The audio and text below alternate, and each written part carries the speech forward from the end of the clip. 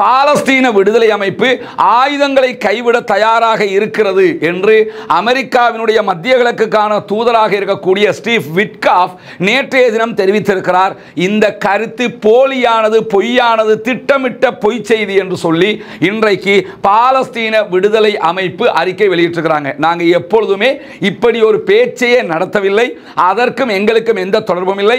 அமெரிக்காவினுடைய தூதர் இஸ்ரேலுடைய மக்களை, பணைய கைதிகளுடைய உறவினர்களை சமாதானப்படுத்துவதற்காக பச்சை பொய்ய சொல்றாரு. நாங்க ஒருபோதும் அதை செய்யல, சொல்லல என்று சொல்லக்கூடிய பாலஸ்தீன விடுதலை அமைப்பு என்ன சொல்றாங்கன்னா, ஆயுதம் ஏந்தி போராடுவது என்பது எங்களுடைய உரிமை, சர்வதேச அனுமதியும் அதற்கு உண்டு. ஏன்னா உலகம் முழுவதும் ஆர்ப்பாட்டங்கள் நடத்தப்படுகிறது, போராட்டங்கள் நடத்தப்படுகிறது. அமெரிக்காவுக்கும் இஸ்ரேலுக்கும் எதிராக மக்கள் திரண்டு வருகிறார்கள். ஐரோப்பிய நாடுகள் எல்லாம் பாலஸ்தீனத்தின் பக்கம் பார்வையை திருப்பி இருக்கக்கூடிய நேரத்தில் அதை எப்படி தடுக்கிறதுனா, அங்கே போய் நாங்கள் உணவெல்லாம் கொடுக்குறோம், உணவு கொடுக்கலங்கிறதுனால தானே பலஸ்தீனை தனிநாடு அங்கீகரிக்க போகிறேன்னு சொல்கிறீங்க, அப்படியெல்லாம் அங்கீகரிக்க தேவையில்லை, அந்த வேலையை நாங்கள் பண்ணுறோம் பாருங்கன்னு சொல்லி ஒரு நாடகம் ஆடுவதற்காகத்தான் இவர்கள் காசாவுக்குள் வந்திருக்கிறார்கள் என்பதையும் நாம் புரிந்து கொள்ள வேண்டும். பாலஸ்தீன விடுதலை அமைப்பினுடைய துணை இராணுவ குழு மிக தெளிவாக இந்த செய்திகளை விரிவாக தெளிவூட்டி இருக்கிறார்கள் என்பதையும் இன்றைய அறிக்கைகளை நம்ம பார்க்க முடிகிறது. அதே நேரத்தில் இன்றைக்கு வெளியாகி இருக்கக்கூடிய ஒரு முக்கியமான கருத்து கணிப்பில் இஸ்ரேலுடைய சேனல் 20 நடத்தி கூடிய கருத்து கணிப்பு, காசா தொடர்பான விரிவான ஒரு ஒப்பந்தத்தை எட்டுவதற்கு இஸ்ரேலுடைய 62% மக்கள் ஆதரவு தெரிவித்திருக்கிறார்கள் என்கிற கருத்துக்கள் இன்றைக்கு வெளியாகி இருக்கிறது.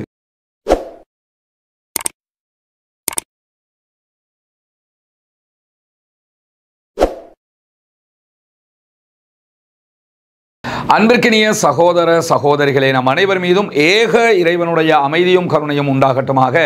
அஸ்ஸலாமு அலைக்கும் வரஹ்மத்துல்லாஹி வபரகாத்துஹு. 666வது நாளாகவும் காசாவிலும் காசாவையொட்டிய பாலஸ்தீன பெருநிலப்பரப்பிலும் அதையொட்டி சர்வதேச மன்றத்திலும் என்னவெல்லாம் நடக்கிறது என்கிற செய்திகளைத்தான் இன்றைய நாளிலும் நம்ம பார்க்க இருக்கிறோம். இன்றைய நாளில் வெளியாகி இருக்கக்கூடிய செய்திகளை பொறுத்தவரையில் பாலஸ்தீன விடுதலை இராணுவம் வெளியிட்டிருக்கக்கூடிய மிக முக்கியமான ஒரு அறிவிப்பு வெளியாகி இருக்கிற அதே நேரம் ஐரோப்பிய ஒன்றியத்தினுடைய அடுத்த கட்ட நகர்வுகள் தொடர்பான செய்திகளுக்கு மத்தியில் அமெரிக்காவினுடைய மத்திய கிழக்கு தூதராக இருக்கக்கூடிய ஸ்டீவ் விட்காஃப் காசாவுக்குள் சென்றிருக்கிறார். அது தொடர்பான செய்திகளையும் தான் நாம் இன்றைக்கு விரிவாக பார்க்க இருக்கிறோம். குறிப்பாக ஐரோப்பிய ஒன்றியத்தினுடைய ஊழியர்கள் 1000 பேர் கையெழுத்திட்டு ஒரு கடிதத்தை ஐரோப்பிய ஒன்றியத்திற்கு, யூரோப்பிய யூனியனுக்கு அனுப்பியிருக்கிறாங்க. அந்த கடிதத்தில் குறிப்பிடப்பட்டிருக்கக்கூடிய மிக முக்கியமான விவகாரமே என்னன்னு சொன்னா, இஸ்ரேலுடனான அனைத்து ராஜதந்திர முயற்சிகளையும் கைவிட வேண்டும், இஸ்ரேலோடு எந்த விதமான தூதரக உடன்படிக்கைகளும் ஐரோப்பிய ஒன்றியத்திற்கு இருக்கக்கூடாது, ஐரோப்பிய ஒன்றியத்தினுடைய இஸ்ரேலுக்கான தூதரை உடனடியாக நீங்கள் மீளப்பெற வேண்டும் என்கிற கோரிக்கைகள் அதிலே வலியுறுத்தப்பட்டிருக்கு. காரணம் என்னன்னா, காசாவுக்குள்ள திட்டமிட்ட பசியை அவர்கள் உருவாக்குகிறார்கள், திட்டமிட்ட பஞ்சத்தை அவர்கள் உருவாக்கி கொண்டிருக்கிறார்கள். எனவே இவ்வளவு அநியாயத்தையும் சர்வதேசம் பார்த்து கொண்டிருக்க முடியாது, உடனடியாக காசாவுக்கான ஆதரவை தெரிவிப்பதோடு இஸ்ரேலுடனான அனைத்து தொடர்புகளையும் ஐரோப்பிய ஒன்றியம் துண்டிக்க வேண்டும் என்கிற கோரிக்கை தான் அந்த கடிதத்திலே வலியுறுத்தப்பட்டிருக்கிறது. அதை தாண்டி அமெரிக்காவும் இஸ்ரேலும் சேர்ந்து காசாவுக்குள்ள உணவு கொடுக்கக்கூடிய பேர்ல நடத்தக்கூடிய அநியாயங்களையும் இந்த கடிதம் கண்டித்திருக்கிறது. இது உண்மையிலேயே ஒரு வரவேற்கத்தக்க ஒரு நிகழ்வாக இருக்கிறது. காரணம் என்ன, ஐரோப்பிய நாடுகள் என்ன செய்ய போகின்றன என்பதை தாண்டி ஐரோப்பாவுக்குள் இருக்கக்கூடிய மக்களுக்கு மத்தியில் ஒரு ஜனநாயக ரீதியிலான காசா மீதான ஒரு புரிதலும், காசா மீதான ஒரு அன்பும் ஏற்பட்டிருக்கிறது என்பதில் எந்த மாற்றமும் கிடையாது. அதை தடுக்கிறதுக்கு தான் ஏதாவது ஒரு வழிபாக்கணும்னு சொல்லி அமெரிக்க இஸ்ரேல் கூட்டு முயற்சி நடைபெற்றுக் கொண்டிருக்கிறது என்பதையும் நம்ம தெளிவாக புரிய முடிகிற அதே நேரத்தில் பிரிட்டிஷினுடைய பிரபலமான பத்திரிகைகளில் ஒன்றாக இருக்கக்கூடிய டிக்லஸ் ஃபீட் ஒரு முக்கியமான இராணுவ அறிக்கையை பற்றிய செய்தியை வெளியிட்டிருக்கிறது. அது வெளியிட்டிருக்கக்கூடிய செய்தியில் என்ன சொல்றாங்கன்னு சொன்னா, இந்த உலகத்தில் 2ஆம் உலக மகா யுத்தத்தில் ஜெர்மன் செய்யாத வகையில் காசாவினுடைய மருத்துவமனைகள் மீதான அநியாய தாக்குதல்களை ஏற்றுமதிகளை இஸ்ரேல் செய்து வருகிறது என்பதுதான் அதனுடைய அறிக்கையினுடைய மிக முக்கியமான காட்டமான சாராம்சமாக இருக்கிறது. காசாவினுடைய மருத்துவமனைகளுடைய காட்சிகளை நீங்க இங்க பார்க்க முடியும். மருத்துவமனையில் எதையுமே எடுக்க முடியாத அளவுக்கு கிட்டத்தட்ட 32 மருத்துவமனைகள் காசாவுக்குள் அளிக்கப்பட்டிருக்கிறது. அங்க இருக்கக்கூடிய செம்பரை சங்கத்தினுடைய ஆம்புலன்ஸ்களை எடுத்துக்கிட்டோம்னா 80% அதிகமான வாகனங்கள் முற்றாக அளிக்கப்பட்டிருக்கிறது என்கிற செய்திகளும் பதிவு செய்யப்பட்டிருக்கக்கூடிய நேரத்தில் தான் பிரித்தானியாவினுடைய இந்த பத்திரிகை இந்த குற்றச்சாட்டு ராணுவ அறிக்கைகளை மேற்கோள் காட்டி முன்வைத்திருப்பது மட்டுமல்லாமல் பிரித்தானியாவுக்குள்ள அமைச்சர்களை விட அரசியல்வாதிகளை விட அதிகமாக காசாவுக்கு ஆதரவாக ராணுவத்தை சேர்ந்தவர்கள் பேச ஆரம்பித்திருக்கிறார்கள் என்கிற செய்திகளும் வெளியாகி இருக்கிறது. ஆனாலும் பிரித்தானியா இதுவரைக்கும் இஸ்ரேலுக்கான ராணுவ ஏற்றுமதிகளை தடை செய்யவில்லை, ஆயுத ஏற்றுமதிகளை தடை செய்யவில்லை. ஆனால் பிரித்தானியாவுக்குள்ள மக்களுக்கு மத்தியிலே இஸ்ரேல் செய்கிற அநியாயம் தொடர்பான விழிப்புணர்வுகள் அதிகமாகவே உருவாகி வருகிறது என்பதையும் அவதானிக்க முடிகிறது. அதை தாண்டி இன்றைக்கு காசாவுக்குள் கடந்த 24 மணி நேரங்களுக்குள்ளாக 98 அப்பாவிகள் கொல்லப்பட்டிருக்கிறார்கள், ஷஹீதாகி இருக்கிறார்கள். அல்லாஹ் அவர்களுக்கு அருள் புரிய வேண்டும். அல்லாஹ் அவர்களை ஷஹீதுகளுடைய அந்தஸ்தில் இணைக்க வேண்டும். அல்லாஹ் அவர்களுக்கு உயர்தரமான ஜன்னத்துல் ஃபிர்தௌஸை கொடுக்க வேண்டும் என்கிற பிரார்த்தனைகளோடு 1079 அப்பாவிகள் 24 மணி நேரங்களுக்குள்ளாக இஸ்ரேலிய ஆக்கிரமிப்பு ராணுவத்தினுடைய கொடூர தாக்குதல்களால் படுகாயம் அடைந்திருக்கிறார்கள் என்கிற செய்திகளும் வெளியாகி இருப்பதை நம்ம பார்க்க முடிகிறது. இவ்வளவு பெரிய அநியாயம் எங்க நடக்குதுன்னு கேட்டா, இந்த இஸ்ரேலும் அமெரிக்காவும் உணவு கொடுக்கிறோம் பேர்வழிகள் என்று சொல்லி ஒரு இடத்தை உருவாக்கி வாங்க உணவு எடுத்துட்டு போங்கன்னு சொல்லி வச்சிருக்கிறாங்க. அங்க உணவு எடுக்கக்கூடிய மக்களை தான் இவங்க சுட்டு தள்ளி கொண்டிருக்கிறார்கள். மனிதாபிமானம் பார்க்கிறோம் என்று சொல்லிவிட்டு அத்தனை மக்களையும் கொன்று குவித்துக் கொண்டிருக்கிறார்கள். ஐநா உட்பட உலகின் பல நாடுகளும் இந்த செட்டப்பை மூடுங்க, நீங்க உணவே கொடுக்கலன்னாலும் பரவாயில்லை என்று கோரிக்கை விடுத்துக் கொண்டிருக்கக்கூடிய நேரத்தில் தான் இந்த அநியாயத்தை அவர்கள் செய்து கொண்டிருக்கிறார்கள். இதே நேரம் நேற்றைய தினம் காசாவுக்குள்ள 73 லாரிகளில் உணவு உள்ளே நுழைந்ததாகவும் இந்த லாரிகளில் வந்த உணவுகளை அங்கிருக்கக்கூடிய இஸ்ரேலுடைய ஆதரவு பெற்ற யாசர் அபு ஷபாப் என்கிறவனுடைய ஆயுத குழு பல லாரிகளை கடத்தி கொண்டு இஸ்ரேலிடம் ஒப்படைத்திருப்பதான செய்திகளையும் இன்றைக்கு காசாவினுடைய சுகாதார அமைச்சகமும் காசாவினுடைய கவர்மெண்ட் மீடியாவும் வெளியிட்டிருக்கக்கூடிய செய்திகளில் இருந்து நம்ம பார்க்க முடிகிறது. அல் ஜசீராவும் இதை சுட்டி காட்டியிருக்கிறது. ஏன்னா சில பேர் இந்த சவுதி அரேபியாவுக்கு எப்படியாவது கூஜா தூக்கிடணும் என்று இருக்கக்கூடிய பேர்வழிகள், ஏன்னா அவங்க அப்படி இருக்கிறாங்களோ தெரியல, அல்லாஹ் அவர்களுக்கு நேர்வழியை கொடுக்கணும், அல்லாஹ் அவர்களுக்கு நல்ல புத்தியை கொடுக்க வேண்டும் என்று நாமும் பிரார்த்திக்கிறோம். நேற்றைய தினம் இப்படி ஒரு சம்பவம் நடந்ததோட ஆயுத முனையில் இதை கடத்துவது யார், அவங்களுக்கு தேவை என்னன்னு சொன்னா பாலஸ்தீன விடுதலை அமைப்பு தான் இந்த உணவுகளை எல்லாம் திருடிக்கிட்டு போகுது. எதை இஸ்ரேல் எதை பிளே பண்ண நினைக்கிறானோ, இஸ்ரேல் எதை ஊடகத்தில் செய்தியாக்க நினைக்கிறானோ, இஸ்ரேல் எந்த செய்தியை சர்வதேசத்துக்கு கொண்டு போக நினைக்கிறானோ அந்த செய்தியையே கொண்டு போவதற்கு முயற்சி செய்து கொண்டிருக்கிறார்கள். ஆனால் உண்மையிலேயே நம்ம என்ன புரிஞ்சுக்கிறோம்னா, நம்ம வீடியோ பார்க்குற எல்லாருக்குமே தெரியும், கடந்த 2 மாதங்களுக்கு மேலாக யாசர் அபு ஷபாப் தொடர்பாக பல செய்திகளை நம்ம பேசி வர்றோம். காசாவினுடைய நீதிமன்றம் இவ்வளவு பெரிய யுத்தத்துக்குள்ளாக நீதிமன்றம் கூடியது, நீதிபதிகள் கூடி யாசர் அபு ஷபாவுக்கு 10 நாள் கெடு விதித்தார்கள். நீ சரணடையல் என்று சொன்னா மரண தண்டனை விதிக்கப்படும், தன்னிச்சையான விசாரணையில் என்று சொல்லி இருக்கிறார்கள். காரணம் என்னன்னா, அவன் சில பேரை கூப்பிட்டுக்கிட்டு இஸ்ரேல்ட்ட பயிற்சிகள் எடுத்துக்கிட்டு இஸ்ரேல்ட்ட ஆயுதங்கள் எடுத்துக்கிட்டு காசாவுக்குள்ள வருகிற உணவுகளை திருடி கொண்டு போய் இஸ்ரேலிடத்திலேயே ஒப்படைத்துக் கொண்டிருக்கிற ஒரு நயவஞ்சகன், ஒரு துரோகியாக இருக்கிறான். அவனுடைய குரூப் தான் இந்த வேலையை பார்க்கிறாங்களே தவிர பாலஸ்தீன விடுதலை அமைப்பு இதை செய்யவில்லை என்பதை நியூயார்க் டைம்ஸே அண்மையில் வெளியிட்டிருக்கக்கூடிய அறிக்கையில் சொல்லியிருக்கிறாங்க. தொடர்ந்து பாலஸ்தீன விடுதலை அமைப்பு மேல இப்படி ஒரு குற்றச்சாட்டு சொல்லப்படுது, அது பச்சை பொய்யானது, அவர்கள் இதை செய்யவில்லை என்று சொல்லி ஏற்கனவே நியூயார்க் டைம்ஸினுடைய அறிவிப்பில் பார்க்க முடியும். இது நேற்று நடந்த சம்பவத்தை பொறுத்தவரை அதுவும் யாசர் அபு ஷபாப் என்கிற துரோகியினுடைய குரூப்பால செய்யப்பட்டது என்பதையும் நாம் புரிந்து கொள்ள வேண்டும். இதே நேரத்தில் இன்றைக்கு வெளியாகி இருக்கக்கூடிய மேலதிக செய்தியில் காசாவுக்குள்ள ஒரு நாளைக்கு குறைந்தது 600 லாரிகளில் உணவு வர வேண்டும், இல்லாவிட்டால் அந்த மக்களை பாதுகாக்க முடியாது என்கிற செய்திகள் வெளியாகி இருக்கிற அதே தருணத்தில் வெளிநாடுகள் மூலமாக ஏர் ட்ரூப் பண்ணி கொண்டிருக்கிறாங்க, வான்வழியாக உணவுகள் போடுகிற வேலையை செய்கிறாங்க. இதை பண்ணாதீங்க, இதனால் எந்த பலனும் இல்லை, மக்களுக்கு ஆபத்து தான் அதிகம் என்று ஐநாவே சொல்லிக் கொண்டிருக்கக்கூடிய நேரத்தில் ஜெர்மனும் பிரான்சும் நேற்றும் இப்படியாக உணவுகளை வழங்கியிருந்த நேரத்தில் அந்த உணவுகளை பெறச் சென்றவர்கள் உணவுகள் கடலில் விழுந்து நீந்தி சென்று உயிரை பணயம் வைத்து அந்த மாவு பேக்குகளை எடுத்துக்கிட்டு வருகிற காட்சிகளை நீங்க பார்க்க முடியும். இன்றைக்கு ஜெர்மனுடைய DWA அந்த அது போன்ற புகைப்படங்களை வெளியிட்டிருக்கிறாங்க. நம்முடைய ஃபேஸ்புக் பக்கத்திலையும் அதை நம்ம வெளியிட்டிருக்கிறோம், அதை பார்க்க முடியும். எவ்வளவு ஆபத்தில் அந்த மக்கள் ஒரு மாவு பேக்கை எடுத்துக்கிறதுக்கு கஷ்டப்படுறாங்கிறத நம்ம புரிய முடிகிறது. எனவே அந்த விதமாக உதவி செய்யாமல் தரை வழியாக உதவி செய்ய வேண்டும் என்றுதான் இந்த கோரிக்கைகள் தொடர்ந்து வலியுறுத்தப்படுகிற நேரத்தில் தான் பாலஸ்தீன விடுதலை அமைப்பு ஆயுதங்களை கைவிட தயாராக இருக்கிறது என்று அமெரிக்காவினுடைய மத்திய கிழக்குக்கான தூதராக இருக்கக்கூடிய ஸ்டீவ் விட்காஃப் நேற்றைய தினம் தெரிவித்திருக்கிறார். இந்த கருத்து போலியானது, பொய்யானது, திட்டமிட்ட பொய் செய்தி என்று சொல்லி இன்றைக்கு பாலஸ்தீன விடுதலை அமைப்பு அறிக்கை வெளியிட்டிருக்கிறாங்க. நாங்கள் எப்பொழுதுமே இப்படி ஒரு பேச்சையே நடத்தவில்லை, அதற்கும் எங்களுக்கும் எந்த தொடர்பும் இல்லை. அமெரிக்காவினுடைய தூதர் இஸ்ரேலுடைய மக்களை, பணைய கைதிகளுடைய உறவினர்களை சமாதானப்படுத்துவதற்காக பச்சை பொய்ய சொல்றாரு. நாங்க ஒருபோதும் அதை செய்யல சொல்லல என்று சொல்லக்கூடிய பாலஸ்தீன விடுதலை அமைப்பு என்ன சொல்றாங்கன்னா, ஆயுதம் ஏந்தி போராடுவது என்பது எங்களுடைய உரிமை, சர்வதேச அனுமதியும் அதற்கு உண்டு. ஒரு பகுதி ஆக்கிரமிக்கப்படுகிற போது அந்த ஆக்கிரமிப்பில் இருந்து எங்களை நாங்கள் பாதுகாக்க வேண்டும். எங்க நாடு, எங்க நாட்டை நீங்க பிடிக்கிறீங்க, எனவே எங்க நாட்டை பாதுகாக்கிறதுக்கு நாங்கள் போராடுறோம். எங்களோடு வெளிநாட்டில் இருந்து எவனையும் நாங்கள் சேர்த்துக்கிறல, நாங்கள் எந்த விதமான பயங்கரவாத செயல்பாட்டிலையும் ஈடுபடலை, எங்க நாட்டை பாதுகாக்கிறதுக்கு தான் நாங்கள் போராடுறோம். வெளிநாடுகளில் சென்று நாங்கள் எந்த விதமான தாக்குதல்களையும் நடத்தியது கிடையாது. எனவே நாங்கள் பயங்கரவாதத்தில் ஈடுபடுகிறவர்கள் அல்ல, எங்கள் நாட்டுக்காக போராடுகிறவர்கள். நாங்கள் ஆயுதத்தை கீழே வைக்க மாட்டோம் என்று சொல்லிவிட்டு எங்களுடைய முழுமையான தேசிய உரிமையை மீட்டெடுக்கிற வரையும் இந்த போராட்டம் தொடரும்.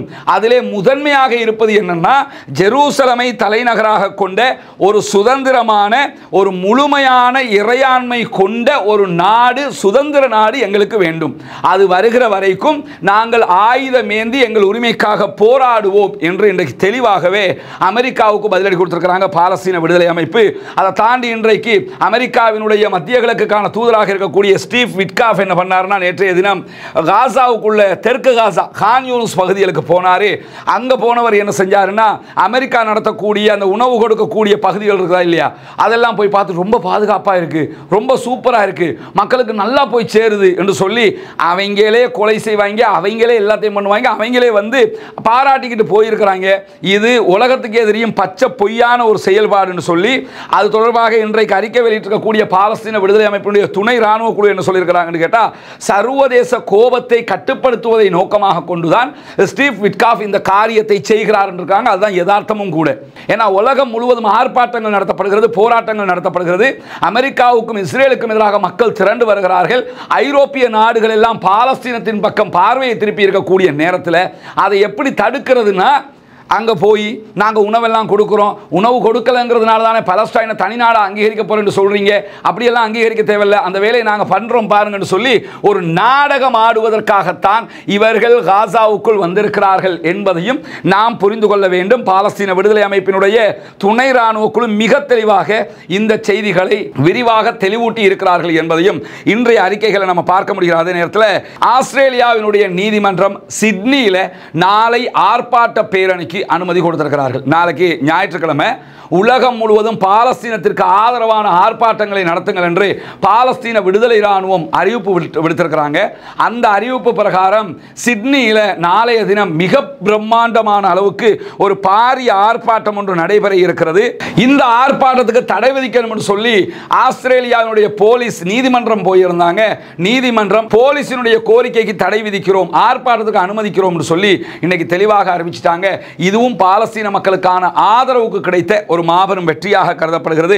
ஐரோப்பா முழுவதும் இப்படியான மாற்றங்கள் வருவது வரவேற்கத்தக்க ஒன்றாக பார்க்கப்படுகிற அதே நேரத்தில் பாலஸ்தீன விடுதலை அமைப்பினுடைய தலைவர்களை துருக்கியினுடைய வெளிவிவகார அமைச்சர் சந்தித்து பேசியிருக்கிறார். அதிலே காசா மட்டுமல்ல, அதே போன்று வெஸ்ட் பேங்க் பகுதிகளையும் இஸ்ரேலோடு இணைப்பதை நாங்கள் ஏற்றுக்கொள்ள மாட்டோம், துருக்கியினுடைய நிலைப்பாடு இதுதான் என்பதை அவர் சொல்லியிருக்கிறார். 10-11 அந்த செய்தியை நம்ம கேட்டுக்கிட்டு போகலாமே தவிர அவங்க இணைக்கணும்னு முடிவெடுத்துட்டா மட்டும் துருக்கி ஏதாவது செஞ்சிருமானா ஒண்ணுமே பண்ண மாட்டாங்க. எல்லா நாடுகளையும் போன்று அவர்களும் அறிக்கை வெளியிட்டு விட்டு சும்மா இருப்பாங்கிறத தான் நம்ம புரிஞ்சுக்கணும். அதான் வளமர நம்ம பார்த்துக்கிட்டே இருக்கிறோம். அதை தாண்டி இன்றைக்கு வெளியாகி இருக்கக்கூடிய ஒரு முக்கியமான கருத்து கணிப்பில் இஸ்ரேலுடைய சேனல் 20 நடத்தி இருக்கக்கூடிய கருத்து கணிப்பு, காசா தொடர்பான விரிவான ஒரு ஒப்பந்தத்தை எட்டுவதற்கு இஸ்ரேலுடைய 62% மக்கள் ஆதரவு தெரிவித்திருக்கிறார்கள் என்கிற கருத்துக்கள் இன்றைக்கு வெளியாகி இருக்கிறது. 62% மக்கள் உடனடியாக யுத்தம் நிறுத்தப்பட வேண்டும், ஒப்பந்தம் செய்யப்பட வேண்டும், எங்களுடைய பணைய கைதிகள் மீட்டுக் கொண்டு வர வேண்டும் என்கிற கோரிக்கையை தான் விடுத்திருக்கிறார்கள். இதுவெல்லாம் இஸ்ரேலுக்குள்ளேயே இஸ்ரேலிய கவர்மெண்ட்டுக்கு எதிராக பலவிதமான எண்ணங்கள் கொண்ட மக்கள் உருவாகிவிட்டார்கள். இஸ்ரேலிய அரசாங்கம் இனியும் இஸ்ரேலுக்குள்ளே இருக்கக்கூடிய மக்களை ஏமாற்ற முடியாத ஒரு சூழல் உருவாகி இருக்கிறதுங்கிறதையும் நம்ம புரிந்து கொள்ள முடிகிற அதே நேரத்தில் பிரதமர் பெஞ்சமின் நெத்தனியாஹுவினுடைய செயல்திறனில் 55% மேற்பட்ட இஸ்ரேலியர்கள் அதிருப்தி அடைந்திருக்கிறார்கள், திருப்தி இல்லாமல் இருக்கிறார்கள் என்கிற செய்திகளும் இந்த கருத்து கணிப்பிலே வெளியாகி இருக்கிறது. பெஞ்சமின் நெத்தனியாஹு இதுக்கு தான் பயப்படுறாரு.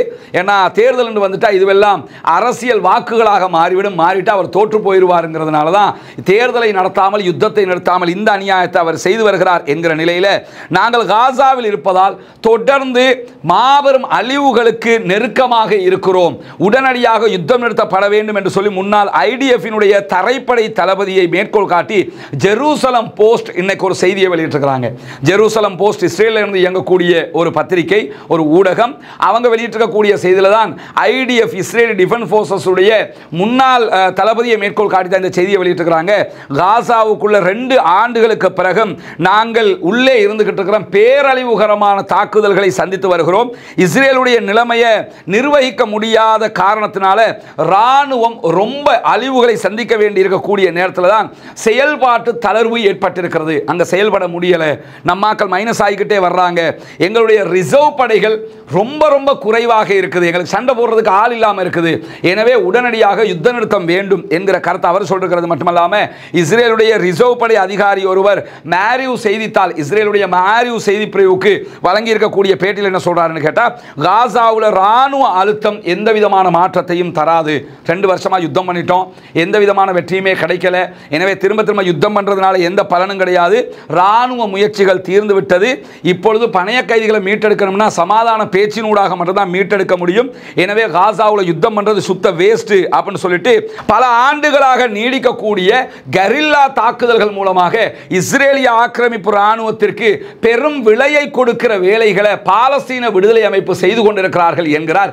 அவருடைய அறிக்கையில். என்னன்னா கெரில்லா போரை அவங்களால எதிர்கொள்ள முடியல, ஹிட் அண்ட் ரன் தாக்குதலா இருக்குது, எந்த பக்கமா அடிக்கிறாங்கன்னு தெரியல, அடிச்சுட்டு ஓடிடுறாங்க, தப்பிச்சிடுறாங்க, இஸ்ரேலுடைய ராணுவம் கொல்லப்படுது, ஆனால் பாலஸ்தீன விடுதலை அமைப்பினர் கொல்லப்படுவதில்லை, எனவே இது பெரிய இழப்பாக இருக்கிறது, யுத்தத்தை நிறுத்துங்கள் என்று அவர்களும் சொல்லியிருக்கக்கூடிய நேரத்தில் 61% இஸ்ரேலியர்கள் ஐரோப்பிய நாடுகளுக்கு பயணம் செய்வதற்கு பயப்படுகிறார்கள் என்கிற கருத்து கணிப்பும் இன்றைக்கு வெளியாகி இருக்கிறது. இஸ்ரேலுடைய மாரிவ் செய்தி பிரிவு தான் இதையும் வெளியிட்டிருக்கிறாங்க. என்ன காரணம்னு சொன்னால், தொடர்ந்து ஐரோப்பிய நாடுகள் பாலஸ்தீனத்திற்கு ஆதரவாகவும் இஸ்ரேலுக்கு எதிராகவும் கருத்துக்களை சொல்லி வர்றதுனாலையும் பாலஸ்தீனத்தை ஆதரிப்போம் என்கிற கருத்துக்கள் வலுப்பெற்று வருகிற காரணத்தினாலையும் எங்களுக்கு ஐரோப்பிய நாடுகளுக்கு பயணம் மேற்கொள்வதற்கு அச்சமாக இருக்கிறது என்று 61% இஸ்ரேலியர்கள் யூதர்கள் சொல்லியிருக்கிறார்கள் என்கிற கருத்து வெளியாகி இருக்கிறது. யூதர்களை பொறுத்தவரையில் இப்படி செய்கிற அநியாயங்களுக்கு அவர்களுடைய லைஃப் இப்படி தான் இருக்கும். ஏன்னா காசாவில் நடத்தக்கூடிய அநியாயங்களுக்கு எந்த ஒரு நாட்டுக்கு நமக்கு போக முடியாத அளவுக்கு அச்சத்தோடு அவர்கள் வாழ்கிறார்கள் என்பதை நம்ம புரிந்து கொள்ள முடிகிற அதே நேரத்தில் காசாவில் இஸ்ரேலிய ராணுவத்தின் மீது ஷெல் தாக்குதல்களை நடத்தியதாக பாலஸ்தீன விடுதலை அமைப்பினுடைய துணை ராணுவ பிரிவு இன்றைக்கு அறிவித்திருக்கிறது.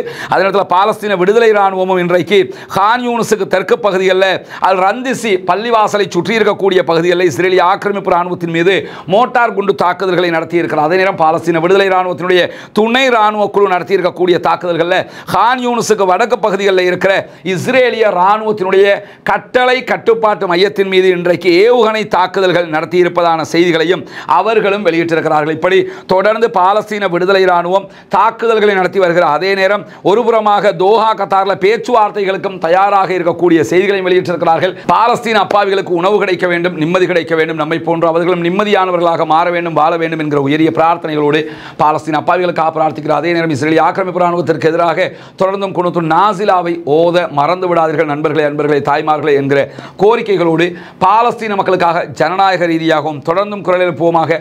வாஹர் தஅவானா அல்ஹம்துலில்லாஹி ரப்பில் ஆலமீன்.